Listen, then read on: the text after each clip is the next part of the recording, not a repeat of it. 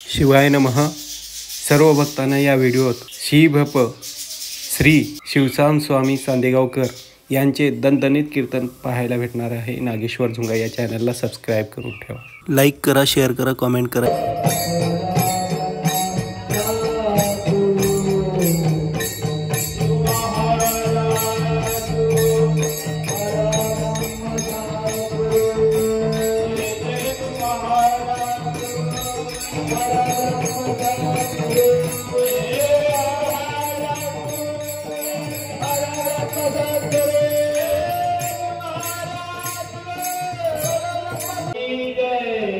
ज्योति महात्मा बसवेश्वर महाराज की, राष्ट्रसंत सद्गुरु श्री शिवाचार्य महाराज की जय, ईश्वर भगवान की जय.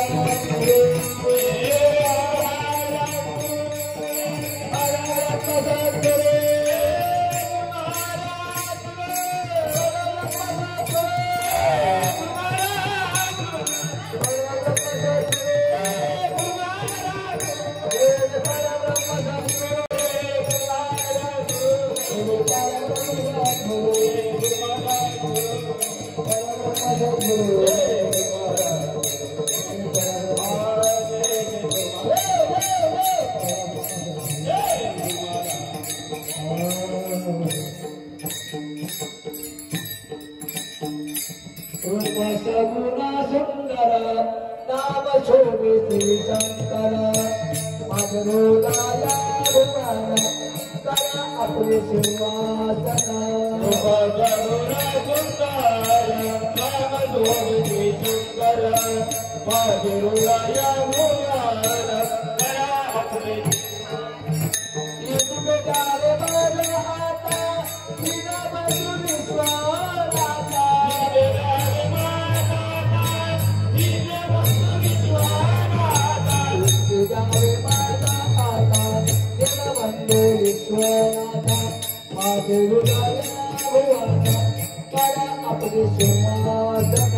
आपले सिंहासन.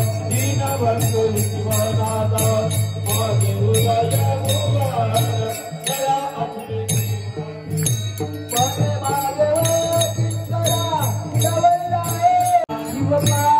करा, शिवपाठ करा, शिवपाठ करा, शिवपाठ करा.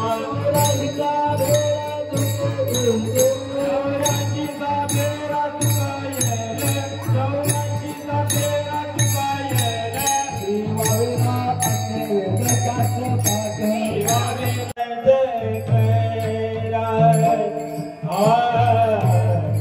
शिवपाठ करा, शिवपाठ करा, शिवपाठ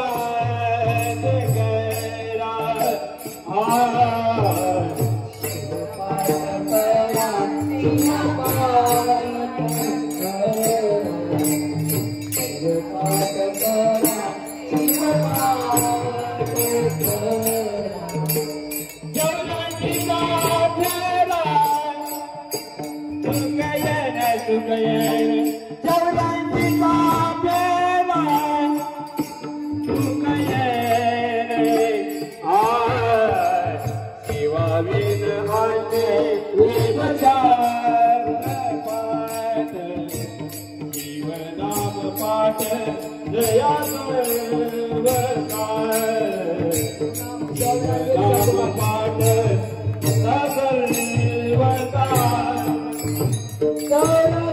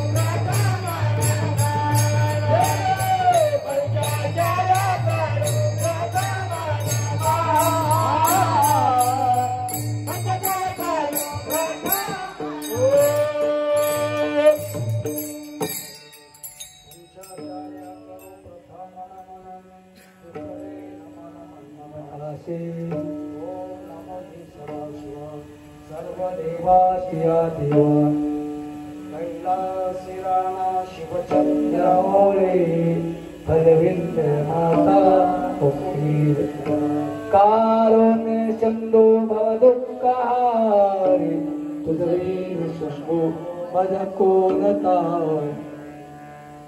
अनंत कोटी ब्रह्मांड नायक शिवप्रभू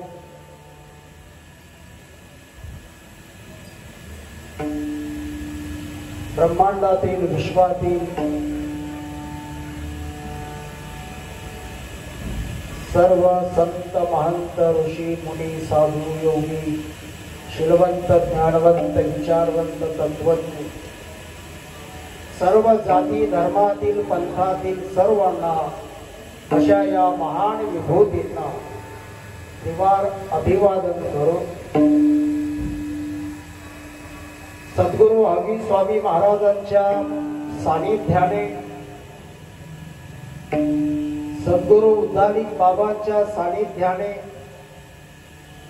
ऐतिहासिक वारसा लाभलेल्या अशा या क्षणाने अशा या उदगीर पावन नगरीमध्ये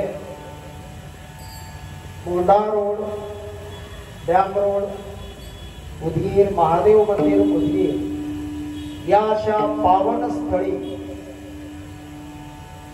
पावन क्षेत्रामध्ये गेली 10 वर्षापासून चालू असलेला अखंड हा नामयज्ञ सोहळा आणि आज प्राप्त प्रसंगी आज सकाळपासून प्रातःकालापासून प्रारंभ झालेला हा 11वा अखंड शिवनाम सप्ताह नामयज्ञ सोहळा आणि या नामयज्ञ सोहळ्याच्या प्रसंगी पहिलं कीर्तन पुष्प पहिलं वाकपुष्प पहिलं चिंतन पुष्प वाहण्याची संधी प्रभूच्या चरणी संयोजकांनी माझ्यासारख्या सामान्य जीवात्म्याला प्राप्त करून दिली त्याबद्दल मी सर्व संयोजकाचे प्रथमतः ऋण या ठिकाणी व्यक्त करतो आणि त्यांच्या योगे या प्रत्यक्ष या ठिकाणी उपस्थित असलेल्या प्रत्यक्ष उमा महेश्वरांचं दर्शनाचं सानिध्य प्राप्त झालं हा क्षण हा योग माझ्यासाठी मी सुवर्ण योग समजेन आणि अशा या पहिल्या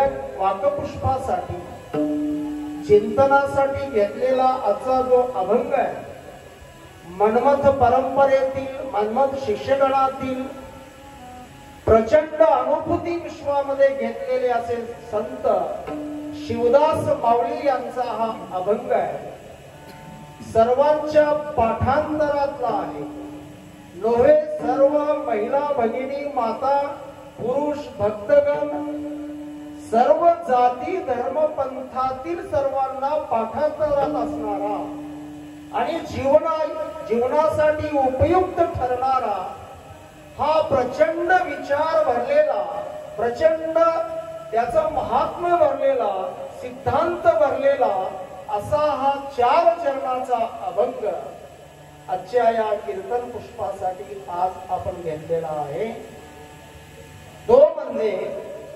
संप्रदायाचं नव्हे विश्वातील म्हणजे वीरशैव संप्रदायातला सार आहे वीरशैव नव्हे विश्वातील संबंध भक्ती मार्गातला सारांश आहे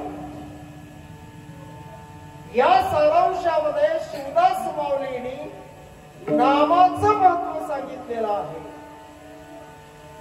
नव्हे हा शिवपाठामधला पहिला अभंग आहे एकूण शिवदास माऊलींनी अनेक अभंगाची रचना केली आणि त्याचबरोबर अत्यंत महत्वपूर्ण असा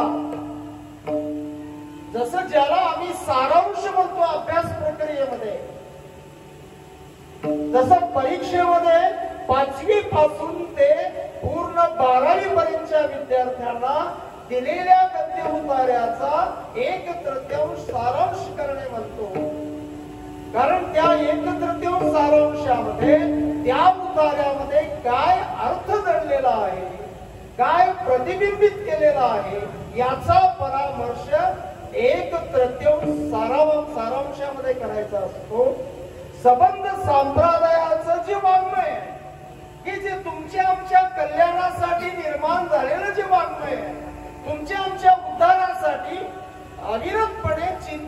वृत्ती जागृत करून, चेतना जागृत करून, चिंतनशीलतेने स्वतःच्या अनुभूती घेतलेली साहित्य रूपाने, शब्द रूपाने तुमच्या आमच्या उत्कर्षासाठी तुमच्या आमच्या समोर ठेवलं. असं हे महान वाङ्मय आणि अशा या साहित्यामध्ये म्हणजे सबंध भक्ती मार्ग म्हटला तर तुमचं आमचं आयुष्य तुटपून जाईल. कारण आता आपण एवढे भाग्यवान आहोत की आपला जन्म कलियुगामध्ये पूर्वार्धामध्ये आहे आणि मध्य आणि उत्तरार्ध फार भयानक आहे. कलियुगाचा पूर्वार्ध चालू आहे आणि त्यामध्ये आपला जन्म आहे आणि आपण आपल्या आजोबाला, पंजोबाला किंवा घरामध्ये आम्ही ऐकून आहोत 105 वर्ष होती आजी, 110 वर्ष होती. आजही अशी माणसं पाहायला मिळतात. पण आपलं मात्र आयुष्य आता या प्राप्त परिस्थितीमध्ये 60 वर्षावरती येऊन ठेवलेलं आहे. आणि जसं जसं आपलं आयुर्मान कमी झालं, जसं जसं आपली शक्ती कमी झाली, ते ओळखायचं की कलीचा प्रादुर्भाव वाढतो आहे. अण्णाश्रीच्या आमच्या या कालखंडामध्ये 100 क्विंटलचं 100 किलोचं पोते एका हाताने उचलणारे अशी माऊली होते. आता 25 किलोच्या कट्ट्यावर आलेला आहे. आणि हा जो विश्वाचा ऱ्हास होतोय, या ऱ्हासातून किंवा याच्यातून उत्कर्ष होण्यासाठी संतांनी घेतलेली अनुभूती तुमच्या आमच्या समोर ठेवली. असा या माऊलीचा नाम महात्म्य पण एकंदरीत 4 चरणाचा अभंग आहे. पहिल्या चरणामध्ये तुम्हा आम्हाला चिंतनाला प्रवृत्त केलं. दुसऱ्या चरणामध्ये तुम्ही आम्ही जे करतोय ना त्याचं स्वरूप काय आहे, त्याची फलश्रुती काय आहे.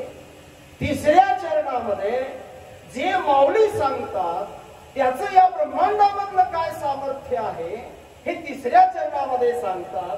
आणि संबंध ज्या जीवन प्रणालीमध्ये आमचा जन्मापासून ते अंत्येष्टीपर्यंतचा जो आमचा प्रवास चालू आहे, ज्याला आम्ही प्रपंचिक माणसं म्हणतो, संसारिक माणसं म्हणतो, या प्रपंचामध्ये आम्ही काय करतोय, आम्ही कशाला महत्व देतोय आणि वास्तविक महत्व कशाला आहे, याचा परामर्श हा नाम महात्म्याचा सिद्धांत माऊलींनी सांगितला. आणि महत्प्रत प्रपंच कोणाचा आहे त्याचंही दर्शन तुम्हाला या 4 चरणाच्या माध्यमातून घडवलेलं आहे.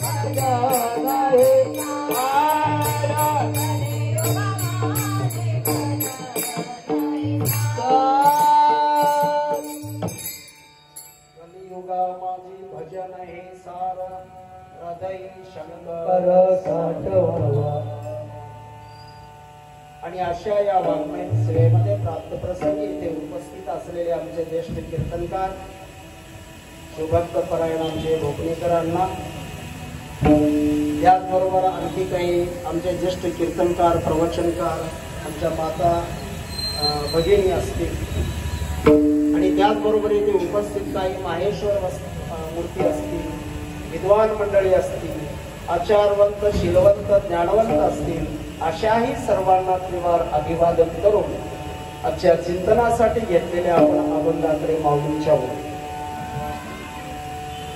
शिवपाठ करा 84चा फेरा चुकी गेले, शिवाविना अन्य वेदशास्त्र पाठ व्यर्थ खटपट जाणार.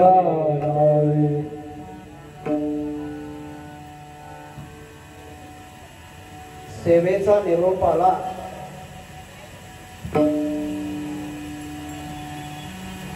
आणि पहिला या ठिकाणी म्हटलं होईल तेवढा आपापल्या पाठांतरातला असावं म्हणजे आपल्याला सोपं जातं. म्हणून म्हटलं पाठांतरातला हा म्हणून घेतला, सर्वांना पाठ असलेला. आणि याच्यावरती माझं जे चिंतन आहे ते सुद्धा अपुरं ठरणार आहे याची मला संवेदना आहे.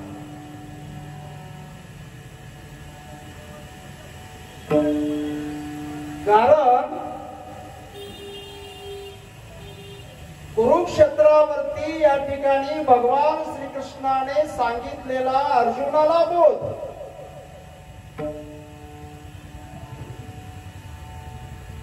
तोच बोध ज्ञानेश्वरांनी साहित्य रूपाने प्रकट केला. प्रचंड अशा मोठ्या ज्ञानेश्वरी या ग्रंथाच्या रूपाने. अनेक काही अभंग रचना केली आणि एवढंही करायला आम्हाला वेळ नाहीये. आहे का? 7 दिवसाचं 2-2 तासाचं आमच्या राष्ट्रसंतांनी या ठिकाणी एवढं वैभव निर्माण करून दिलं, ही परंपरा घालून दिली. तासभर 2 तासामध्ये पारायणाला वेळ मिळत नाही. मग एवढे मोठे ग्रंथ कसे वाचायचे? ही संवेदना माऊलींना झाली संतांनी. आणि त्यांनी संबंध या उपदेशाचं, ज्ञानेश्वरीचंही आणि संबंध संत साहित्याचा सार रूपाने छोटासा जाता येता उद्योगामध्ये वेळ मिळाल तिथं त्याला पाहायला मिळेल आणि भगवंताचं नाव त्याचा श्वासाशी जोडलं जाईल याच्यासाठी छोटी डायरी काढली. 28 अभंगाची काढली. तो हरिपाठ. त्याचप्रमाणे कुरुक्षेत्रामधले या उपदेशामध्ये, गीतेच्या उपदेशामध्ये कर्मसिद्धांत आहेत आणि वीरशैव संप्रदायामध्ये पती पत्नीचा संवाद, गुरु शिष्याचा संवाद याचं स्वरूप, या विश्वातील गुह्य ज्ञानाचं, वास्तव स्वरूपाचं, मूर्त स्वरूपाच्या ज्ञानाविषयी, अस्तित्वाविषयी मनामध्ये असलेल्या शंका जगाची माता, जगन्माता पार्वतीने भगवान शंकराला विचारली. आणि भगवान शंकराने आपल्याला, आपल्या धर्मपत्नीला, आपल्या शिष्यांना, बघा किती भूमिका आहे. उभी म्हटलं नाही, माऊलींना स्त्रियांना आदिमाया शक्तीचं स्थान आहे.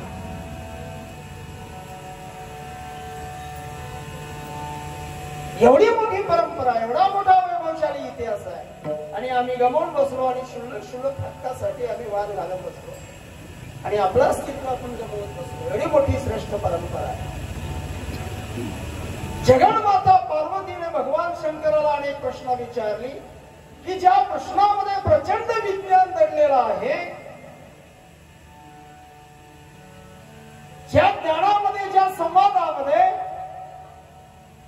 कृतीला, आचाराला महत्व आहे आणि जिथे आचार आहेत तिथे विचार आहेत आणि जिथे विचार सद्विचार होतात तिथे आम्हाला काय होईल. आणि म्हणून एवढं महत्वाचं असणारं या विश्वातलं, ब्रह्मांडातलं गुह्य ज्ञान, त्या दोघांचा असलेला संवाद शिवगणावळी मधील या ठिकाणी अनेक गण पृथ्वी तलावरती शिवभक्तीचा प्रसार करायला आहे. त्यामध्ये नंदी हा गणच आहे, नंदीकेश्वर. आणि त्यामध्ये आद्य जगद्गुरु रेणुकाचार्य यांनी सर्वप्रथम या भूतलावरती विश्वामध्ये पाऊल ठेवलं आणि त्या दोघांचा संवाद अगस्त्य ऋषीला या पृथ्वी तलावरती सर्वप्रथम सांगितलं. तो म्हणजे या संप्रदायातला सिद्धांत शिखामणी ग्रंथ. आणि तेवढा मोठा सिद्धांत शिखामणी संस्कृत मधला ग्रंथ सर्वसामान्यांना कसा समजेल या उद्देशाने अत्यंत अल्प वयामध्ये शिवयोग ज्यांनी साध्य केला, कपिलधार मुनींच्या सानिध्याने पावन झालेल्या अशा या कपिलधार तपोभूमीमध्ये अत्यंत कमी वयामध्ये शिवयोग साध्य केलेले मन्मथ माऊली यांनी तो सिद्धांत शिखामणी सोप्या भाषेमध्ये म्हणजे परमरहस्य या ग्रंथामध्ये मांडून ठेवले की ज्याचा आम्ही दररोज पारायण करतो. आता याची पारायण करायला आम्हाला वेळ नाही, याची संवेदना मनमन शिवदास माऊलींना झाली आणि शिवदास माऊलींनी पुन्हा खिशात बसण्यासारखा 28 अभंगाचा शिवपाठ तुमच्या आमच्या उद्धारासाठी तयार केला.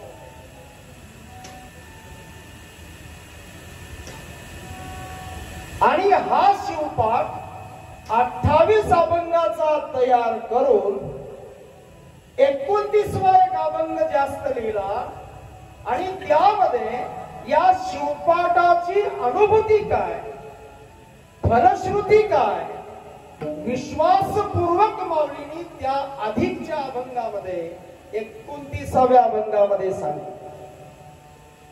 एवढा मोठा प्रचंड विश्वास शिवदास माऊलींनी दिला. अरे बाबांनो, तुम्हाला अर्थ जरी नाही कळाला अर्थ माऊलींनी मांडला. आणि एक लक्षात ठेवा, या विश्वामध्ये बाकी सगळं भ्रामक संकल्पना आहे.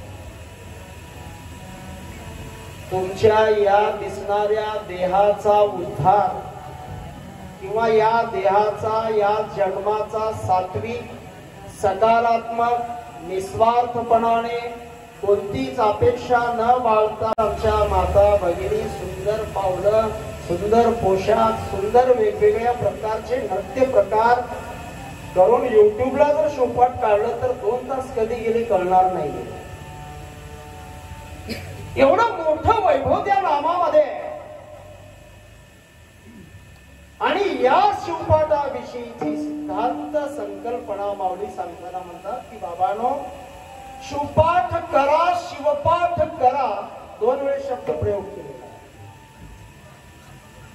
आम्ही दररोज साऊंड बॉक्स, बकवास, माईक, टाळा, गायक, वादक या सानिध्याने पहिल्या अभंगापासून ते आरती होईपर्यंत जे करतो तो शिवपाठ आम्ही करतो. अशी जर संकल्पना आपली असेल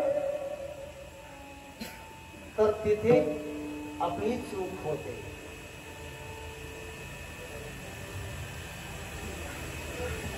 माऊलींना इथे 2 वेळेस शब्द प्रयोग करून इथं शब्दसिद्धी मधला किंवा शब्द प्रकारामधला अभ्यस्त शब्द वापरला, पुनरुक्ती केली शब्दाची. अरे बाबांनो, तुम्ही भक्ती मार्गामधला सर्वात सोपा मार्ग स्वीकारलाय, सगळ्यात सोपा सिद्धांत तुम्ही अंगीकारलाय, दररोज सकाळ संध्याकाळ शिवपाठ करताय. हे शिवपाठ करणं म्हणजे आमचं एक व्रत आहे, ही एक आमची साधना आहे, ही एक आमची संहिता आहे, ही एक आमची आचार संहिता आहे. पण त्यातलं जे मूळ मर्म आहे, त्यात जे दडलेलं जे सिद्धांत आहे, त्या सिद्धांताचा परामर्श देताना शिवदास माऊली म्हणतात की बाबांनो, तालासुरामध्ये नाचत गाजत तुम्ही शिवपाठ करा, पण हे करत करत करत काय करा, शिवपाठ करा. लक्षात आला? शिवपाठ करायचं आहे मग शिव म्हणजे काय? भगवंताचं नाव, जे मूर्त स्वरूपी आहे, अमूर्त स्वरूपही आहे, कल्याणकारी आहे, सर्व उद्धार करणारा आहे, असा तो नाम पाठ करा. मग आता आम्ही म्हणतोय आम्हाला पाठ आहे म्हणजे आम्हाला पाठ नाही का गुरुजी? आता जर चालू केलं तर माझा ब्रेक लागतो समजा, कारण आम्हाला तुमच्यासारखं शिवपाठ करायला मिळतच नाही ना, सकाळ संध्याकाळ. मग आपलं एकटाच चालू करावं, स्नान करण्याच्या अगोदर चालू करावं, स्नान करताना चालू करावं, मागचं पुढे पुढचं मागे कसं तरी आपण यंत्र करावं. पण तुमच्यासारखा आनंददायी शिवपाठ आमच्या भाग्यामध्ये नाही. आणि मग एका पाठोपाठ आम्ही सुंदर असा शिवपाठ करतो. मग हा शिवपाठ नाही का? मी नाही म्हणणार नाही तुम्हाला शिवपाठ आहे. पण माऊलींनी सांगितलं संतांनी, शिवपाठ आहे, शिवपाठ झाला याची परीक्षा आपण पाहायची. कशी?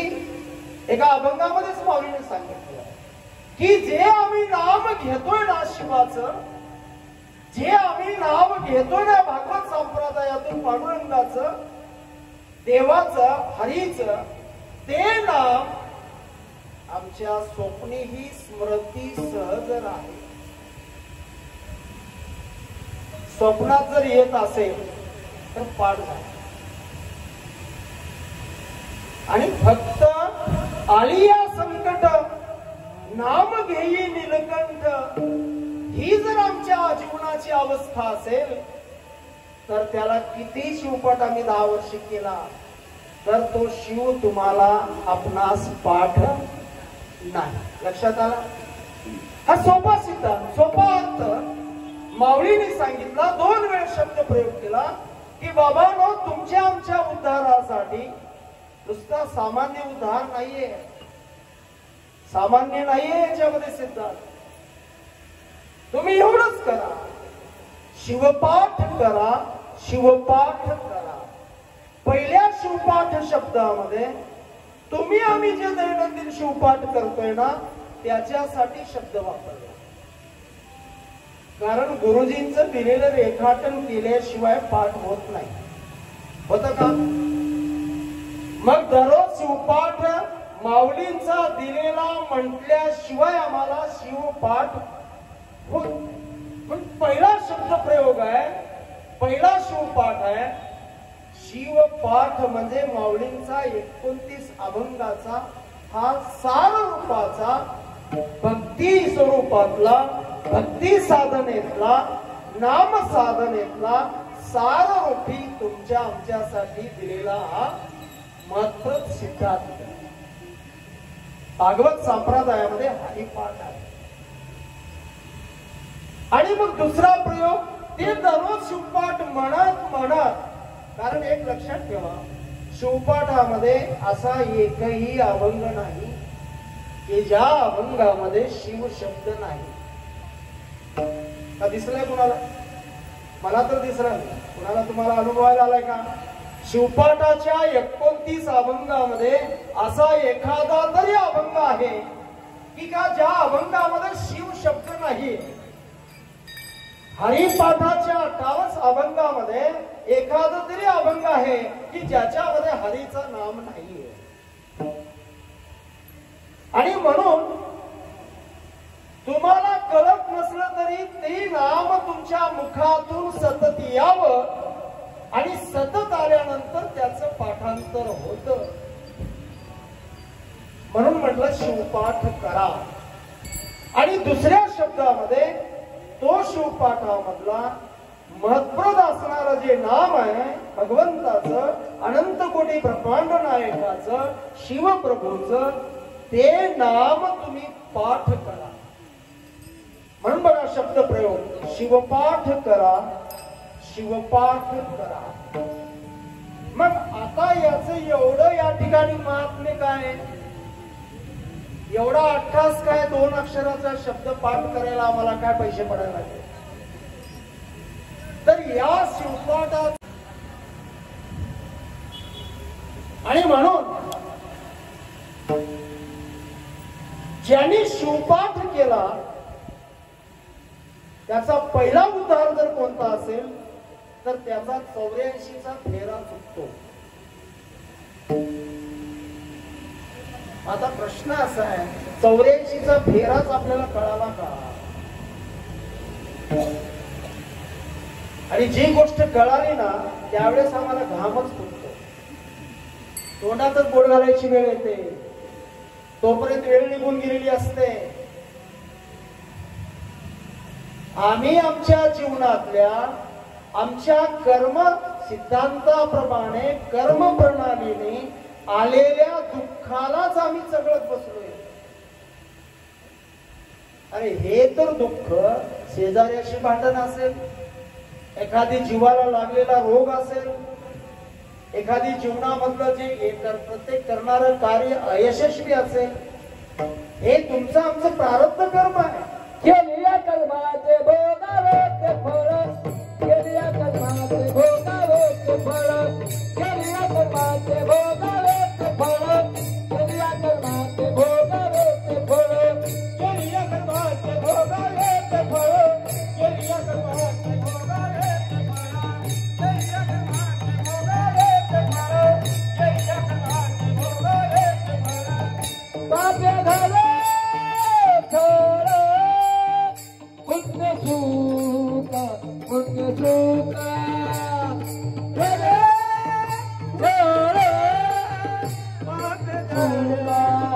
पुण्य सुका, केलिया कर्माचे भोगावे ते फळ, केलिया कर्माचे भोगावे ते फळ, केलिया कर्माचे भोगावे ते फळ, केलिया कर्माचे भोगावे ते फळ.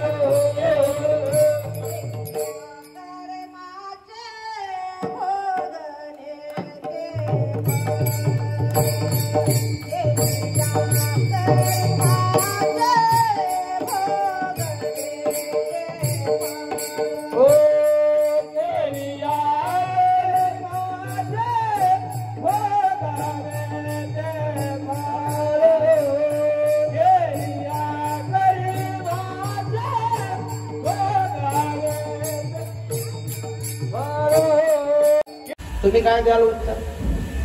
बाबराव, काय जन्मामधलं सगळ्यात मोठं दुःख कोणतं आहे? बायको भांडते दुःख आहे, संसार तुटला दुःख आहे, घटस्फोट झाला दुःख आहे, शेजाऱ्याची कोर्ट मॅटर चालू आहे दुःख आहे. प्रचंड दुःख कोणतं आहे विश्वातलं सांगा पाहू? वियोगाची, हा, वियोगाचे दुःख. वियोगाचे दुःख. येऊ नका. आता कशाचा वियोग आहे?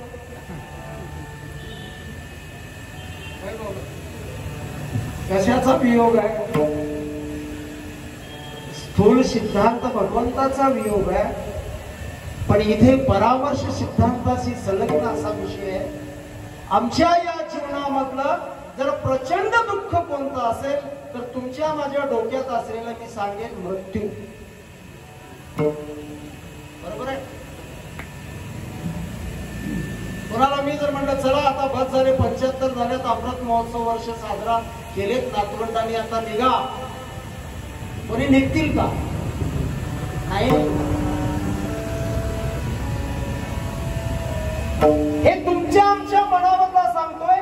हा प्रचंड दुःख म्हणजे आम्ही मृत्यू समजतोय, हे तुमचं आमचं प्रापंचिक जीवनाचा हा परामर्श आहे, ही तुमची आमची ओळख आहे. पण संतांनी काय केलं? आम्ही मृत्यूला दुःख मानलं, काय ढोंगी पसारा आम्ही मांडतोय, काय आक्रोश करतोय, कुठपर्यंत? समाधी अवस्थेपर्यंत. तिथं चाललेलं सुद्धा ध्यान करून देऊन काढून घेतोय, थोडी माळ घ्या, एवढा बेल बी ठेवत नाही हातात द्या. काय आरडाओरडा किंवा आमचं जीवन शून्य होतं. हो, प्रत्येक माणूस संसार भूमीपर्यंत काय माणसाचं जीवन आहे, काय न्यायचंय, काय करायचंय. आता जणू काही विश्वामध्ये तो सत्मूर्तीच होतो. आणि मग पुन्हा घरी आलो की आणखी चालू होता आपला प्रसाद. नाही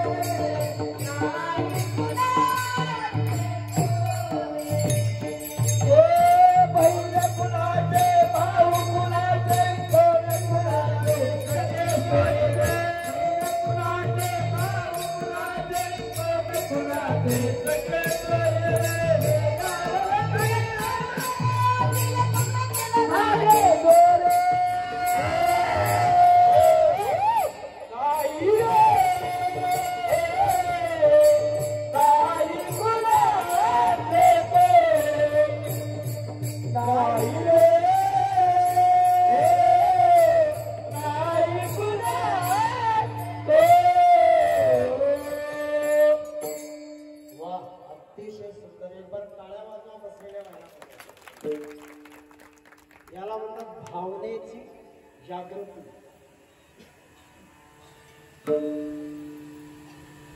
धन्यवाद ताई श्री, अत्यंत आनंद आम्हाला प्राप्त करून दिला. जायना तो काय प्रमाण दिलं पहा. नाही रे कोणी कुणाचे हे आम्हाला फक्त वाच्यार्थ कळाला. तुमच्या आमच्यातला फरक, आमची ओळख एवढीच आहे. आम्हाला फक्त शब्द कळाला, गायन कळालं, तेवढ्यापुरती, तेवढ्या या कीर्तनापुरती आमची भावना जागी झाली. पुन्हा घरी गेलं की पुन्हा त्याची शिरावर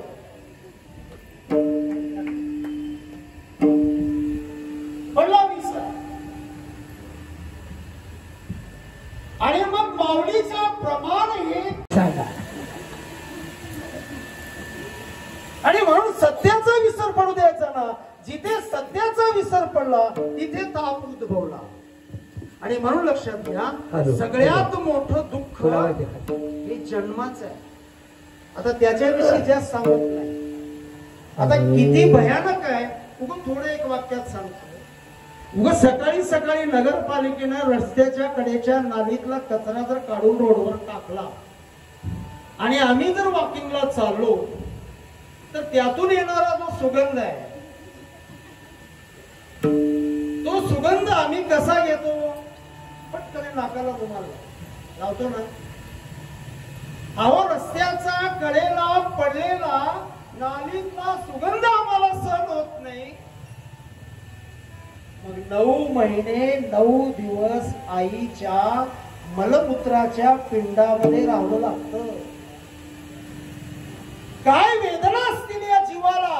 तिथं किती रुमाल पकडावं हे डॉक्टरला विचारा किंवा अनुभवी माझ्या मातांना विचारा. आणि हे जे 9 महिने 9 दिवस उदरामध्ये होणारा जो त्रास आहे ना, त्या त्रासाला हा जीव एवढा वैतागतो, एवढा वैतागतो, देवाला एवढी मोठी याचना करतो. नुसतं हात जोडूनच नाही, तर 2 हात 2 पाय एकत्र करतो, मध्ये डोकं घालतो आणि देवाला सांगतो, ईश्वरा आता मी तुझा. बरोबर आहे ना. आणि मग 9 महिने 9 दिवस आईच्या उदरामध्ये देवाचं चिंतन करत करत तो समाधी अवस्थेमध्ये जातो. आणि ती अवस्था आम्हाला संतांनी सांगितलं, सोहम जपता नाम शिवाचे आत्माई रमला. आणि एवढा नामामध्ये मग्न होतो की या विश्वामध्ये त्याचं आगमन झालं तरी त्याला कळत नाही. कळतं का? एखादा तरी बाळ जन्मल्या जन्मल्या रडलाय असा आतापर्यंतचा सिद्धांत नाही. मग त्याला रडवावं लागतं. आता पूर्वी खेड्यामध्ये गंगाळ वाजवायचे, ताट वाजवायचे, आवाज करायचे, गोंगाट करायचे, त्याच्या कानात किर करायचे. आता ते बी अवस्था राहिली, कारण लाज वाटायला, चिरकाव कसं, ओरडाव कसं, ताटली कसं वाजवाव. आता आम्ही डिजिटल झालो ना, आहे का नाही? मग आता आम्ही चिमटी घ्यायला लागलो. मग जन्माला आम्ही चिमटी घेतलोय, त्यानं आयुष्यभर आमची चिमटी का घेऊ नये? त्यात काय वाव काय? बरोबर आहे का नाही? आणि मग त्याला चिमटी घेतलं की मग त्याची समाधी अवस्था भंग होते. मग त्या म्हणतात म्हणजे मी तुझा नाही. आणि मग आमची या माया जालातली प्रपंचाचा आवर कवच आमच्यावरती लागतं आणि मग आमचा प्रपंचाचा प्रवास सुरू होतो. म्हणून माऊलीने सांगितलं, अरे बाबानो, सगळ्यात मोठं दुःख जन्माचं आहे आणि त्याच्यानंतर मृत्यूचं. हे फेरा चुकवला जातो शिवपाठाने. म्हणून ते शिवपाठ कर, म्हणजे भगवंताचं शिवनाम हे पाठ कर. पाठ कर म्हणजे या प्रत्येक श्वासाला त्याचं नाव जोड. आणि मग आम्ही काय करतोय? सगळ्यात सोपा मार्ग सांगितला संतांनी आमच्या उद्धारासाठी. या कलियुगामध्ये आयुर्मान कमी, आयुष्मान कमी, सगळंच कमी. आणि इथे उद्धारासाठी एकच मार्ग सांगितला, तो म्हणजे भजनाचा. तेही प्रमाणानं सांगितलं, कलियुगा माझी भजन हे सांग. कलियुगा माझी भजन हे पुष्प, चेतन पुष्प, तुमच्या आमच्यासाठी चंदनासारखी, सूर्यासारखी तळपलेली राष्ट्रसंत माऊली आज जरी देहाने जरी गेली तरी ज्यांना श्रद्धेने आजही अनुभवता येतात, आजही दाखले विश्वामध्ये घडतायत, आजही लोकांना माऊली दर्शन देत आहेत. पण श्रद्धा अटळ पाहिजे.